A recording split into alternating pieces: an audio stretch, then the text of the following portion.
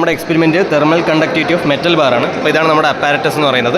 നമ്മൾ ആദ്യം switch on ആക്കുക. പിന്നെ എന്താ ചെയ്യേണ്ടതെന്ന് വെച്ചാൽ ഇതിനകത്ത് വെള്ളം ഉണ്ടെന്നുള്ളത് ഉറപ്പ് വരുത്തുക. ഈ വെള്ളം നിറച്ച് വയ്ക്കുക. ഇപ്പോൾ വെള്ളമില്ല, പക്ഷേ വെള്ളം നിറച്ച് വയ്ക്കുക. അത് നമ്മൾ എന്ത് ചെയ്യേണ്ടതെന്ന് വെച്ചാൽ ഇവിടെ നമുക്കൊരു വോൾട്ടേജ് സെറ്റ് ചെയ്യണം. ഓക്കെ, ഇപ്പോൾ നമ്മളിപ്പോൾ ഇതിനകത്ത് ഒരു 100 എടുത്തു. നിങ്ങൾക്ക് ഇഷ്ടമുള്ളൊരു വോൾട്ടേജ് സെറ്റ് ചെയ്യുക. അപ്പോൾ ഇവിടെ വോൾട്ടേജ് കാണിക്കും, അതനുസരിച്ചുള്ള ഒരു ആംബിയർ കറൻറ്റും കാണിക്കും. അത് രണ്ട് മൾട്ടിപ്ലൈ ചെയ്ത് നമുക്ക് വോട്ട് കിട്ടും. ഓക്കെ, അപ്പോൾ ഇനി നമ്മൾ ചെയ്യേണ്ടതെന്ന് വെച്ചാൽ ഇവിടെ ഇതുവഴി ഒരു വെള്ളം കയറുന്നുണ്ട്. ഇതുണ്ട്, ഈ വെള്ളം കണ്ടോ? അപ്പോൾ ഇതുവഴി വെള്ളം കയറുന്നുണ്ട്. അപ്പോൾ ഇതായി വെള്ളം കയറുന്ന പാത്ത് നോക്കിയാൽ മനസ്സിലാവും ഇതുവഴിയാണ് കയറുന്നത്, കണ്ടോ? അപ്പോൾ ഇതാണ് ഇൻലെറ്റ് ടെമ്പറേച്ചർ വരുന്നത്. ഇവിടെ അത് നോക്കണ്ട. ഇപ്പോൾ ഇവിടെ ഇതുവഴി വെള്ളം കയറുന്നു, എന്നിട്ട് ഈ വെള്ളം ഇതുവഴി ഇറങ്ങുന്നുണ്ട്. ആ ഇറങ്ങി വരുന്ന സംഭവമാണ് ഇത്. അപ്പോൾ നിങ്ങളൊരു പ്രത്യേക ഫ്ലോ റേറ്റിൽ ഇത് സെറ്റ് ചെയ്യുക, അത് പിന്നെ മാറ്റരുത്. ഓക്കെ, ഫ്ലോ റേറ്റ് സെറ്റ് ചെയ്ത് കഴിഞ്ഞിട്ട് എന്താ വെച്ചാൽ ഈ കന്നാസ് വെച്ച് ഇവിടെ വയ്ക്കുക.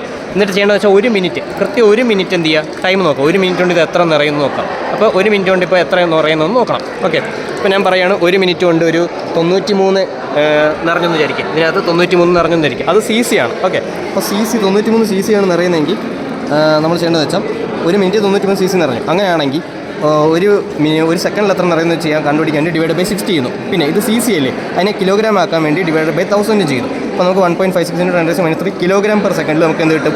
മാസ് ഫ്ലോ റേറ്റ് കിട്ടും. ഓക്കെ, നമ്മൾ വന്ന് ഈ കൂളിംഗ് വാട്ടറിൻ്റെ മാസ് ഫ്ലോ റേറ്റ് കിട്ടും. അത് എപ്പോഴും കോൺസ്റ്റൻ്റ് ആയിരിക്കും. ഓക്കെ, അത് എല്ലാത്തിലും അതേ വാല്യൂ തന്നെ എഴുതുക. ഇനി എൻ്റെ വിശ്വാസം ശരിയാണെങ്കിൽ പിന്നെ ഇതൊന്നും ഓഫ് ആക്കാൻ പാടില്ല. ഇത് എന്തിലാണോ സെറ്റ് ചെയ്തേക്കുന്നത് അതിൽ തന്നെ വെച്ചിരിക്കുക. ഇനി ചെയ്യേണ്ടത് എന്താണെന്ന് വെച്ചാൽ നമുക്ക് നോക്കാം. ഇവിടെ 5 തെർമോകപ്പിളുണ്ട്. ഇതാണ് തെർമോകപ്പിളിൻ്റെ സ്റ്റാർട്ടിങ്, ഒന്നാമത്തത്.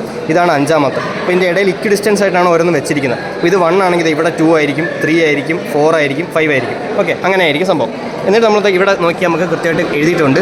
T1 തൊട്ട് T5 എന്ന് പറയുന്നത് ടെസ്റ്റ് സ്പെസിമെൻ്റെ ടെമ്പറേച്ചറാണ്. ഓക്കെ, T1 തൊട്ട് T5. അപ്പോൾ ഈ നോബ് എന്ത് ചെയ്യുക, ആദ്യം T1 ഇടുക. അപ്പോൾ കാണിക്കുന്ന ടെമ്പറേച്ചറാണ് എന്തോന്ന് T1 ആയിട്ട് എഴുതേണ്ടത്.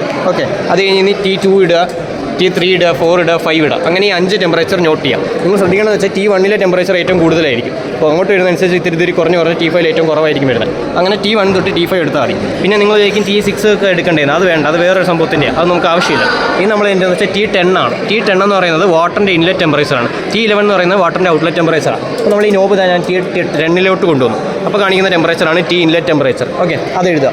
T11 ഇട്ടാൽ വാട്ടറിൻ്റെ ഔട്ട്ലെറ്റ് ടെമ്പറേച്ചറും കിട്ടും. അതാണ് നമ്മൾ ഇവിടെ T10 T11. ഇതാണ് ഈ കൂളിംഗ് വാട്ടറിൻ്റെ ടെമ്പറേച്ചർ, കയറിയ ടെമ്പറേച്ചർ, ഇറങ്ങിയ ടെമ്പറേച്ചർ. ഓക്കെ, ഇനി ഈ പറഞ്ഞ അതേ എക്സ്പെരിമെൻറ്റ് എന്ത് ചെയ്യുക, 15 മിനിറ്റ് എത്ര സമയം ഇടവിട്ട് ചെയ്യുക. അപ്പോൾ നമ്മൾ ടെമ്പറേച്ചറൊക്കെ ഏകദേശം ഒരേപോലെ ആവുന്ന സമയത്ത് നമുക്ക് എക്സ്പെരിമെൻറ്റ് നിർത്താം.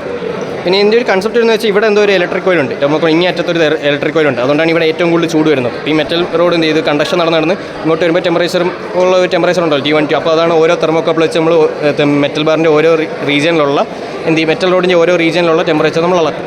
പിന്നെ എനിക്കൊന്ന് ഈ വെള്ളം വരുന്നത് ഈ മെറ്റൽ റോഡിൻ്റെ അങ്ങേ അറ്റത്തുള്ള സർഫസ് ഇല്ലേ, അവിടെ കോൺടാക്റ്റ് വന്നിട്ടാണ് ഈ വെള്ളം പുറത്തോട്ട് പോകുന്നത്. അതുകൊണ്ടാണ് ഇവിടെ ഏരിയ ആയിട്ട് എടുക്കുന്നത്.